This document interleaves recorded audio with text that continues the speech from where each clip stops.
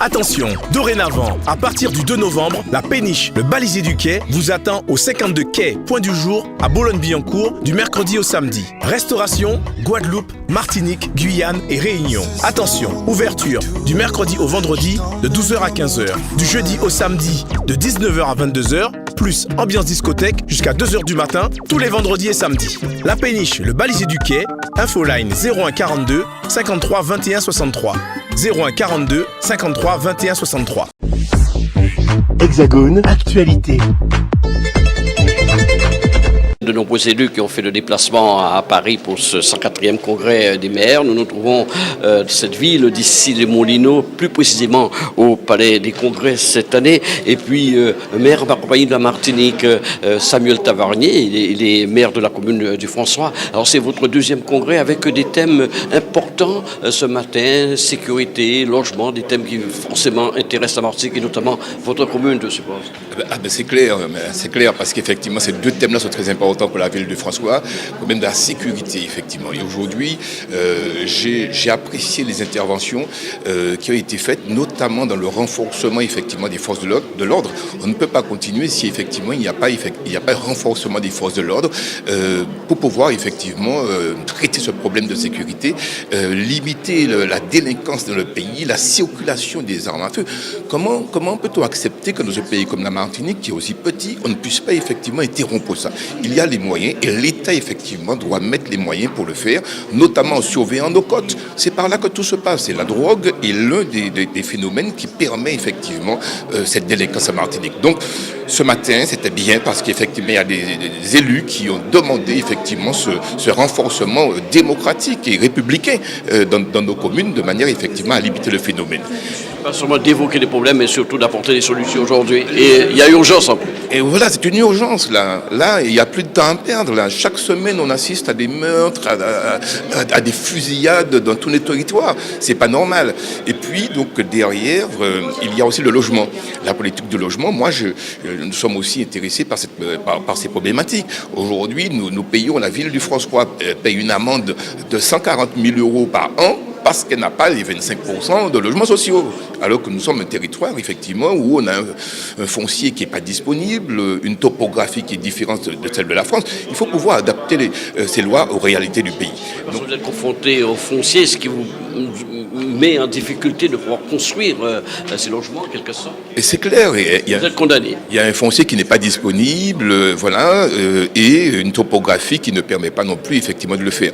Donc, nous avons vraiment de vrais handicaps. Et j'ai apprécié ce matin l'intervention, notamment, effectivement, de M. Thirault, le maire du Saint-Esprit, qui parlait, effectivement, de la CDPNAF. Parce que lorsqu'on veut aménager nos territoires, lorsqu'on veut, effectivement, bien modifier les plans locaux d'urbanisme, il y a un organisme qui est couperet, à la fin, c'est la CDPNAF.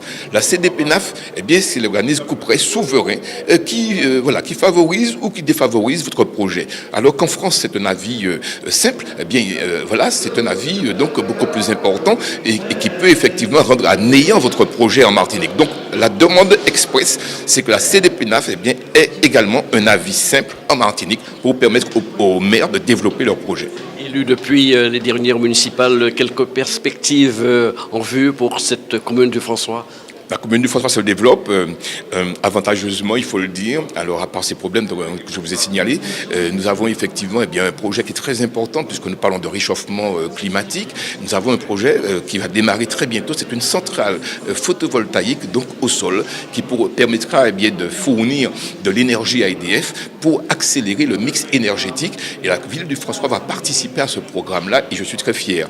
Et puis d'autres projets de relamping chez nous, tout cela dans la transition énergétique, nous sommes vraiment dedans, et la transition écologique également, et puis le social qui tient une place très importante avec un service de portage de repas qui va commencer dans une quinzaine de jours, une épicerie sociale qui va ouvrir au mois de janvier. Vous voyez, donc ce sont quelques projets que nous avons et qui sont déjà effectivement très avancés en termes d'études et qui ne tarderont pas à émerger. Michel Ange Jérémy, qui est le président de l'association des maires de Guyane, qui est intervenu ce matin sur l'épineux problème de la sécurité en Outre-mer. On entend beaucoup de sujets, beaucoup de faits en Guyane. On a particulièrement entendu Mayotte qui nous a tous évidemment touchés ce matin. Alors quelle est la situation en Guyane et avez-vous l'impression que ce matin on a abordé des problèmes mais aussi essayer de trouver des solutions à ces problèmes de sécurité? Alors ce que nous voyons, nous faisons le constat unanime que l'insécurité touche l'ensemble des Outre-mer, mais vraiment des proportions terribles par rapport à la France hexagonale. J'ai rappelé dans mes propos, vous parlez de Mayotte en Guyane, c'est 11,2 homicides pour 100 000 habitants, alors qu'en France hexagonale, c'est 1,2. La Guyane, c'est 11 fois plus. Rappelez-vous, en 2017, la Guyane a connu un mouvement social d'ordre sans précédent. Ce qui a conclu aux accords de Guyane, le point de départ, c'était l'insécurité. La Guyane connaît un phénomène de délinquance, narcotrafiquants, la pêche illégale, l'orpaillage illégal. Donc, tous ces phénomènes, vraiment, font un cocktail explosif. Donc, je n'étais pas surpris par Mayotte. Ça fait de la peine, c'est grave.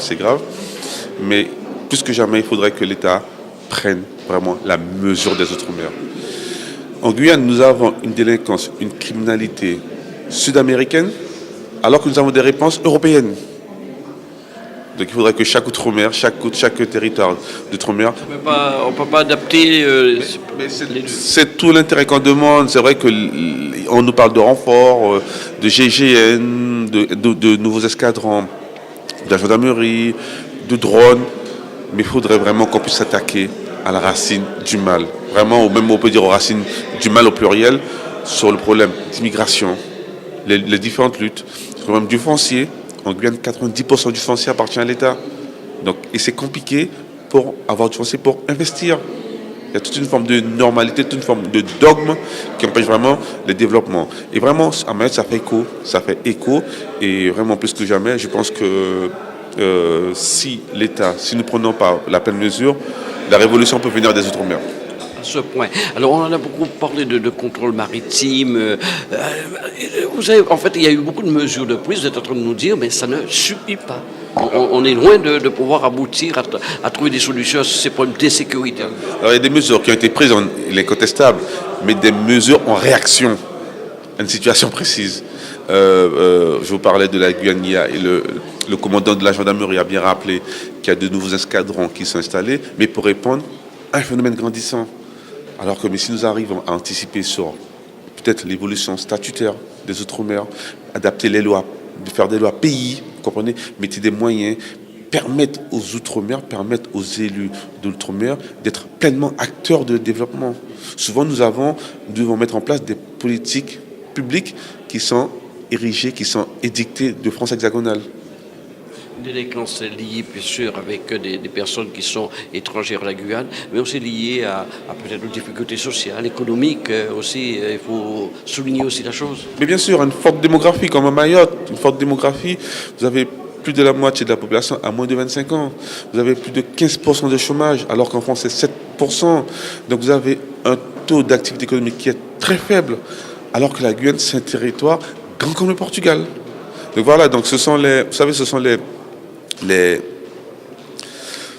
difficultés que nous rencontrons au quotidien et donc ce sont les points analysés et aussi, je dis toujours, apporter une réponse sud-américaine à un phénomène sud-américain.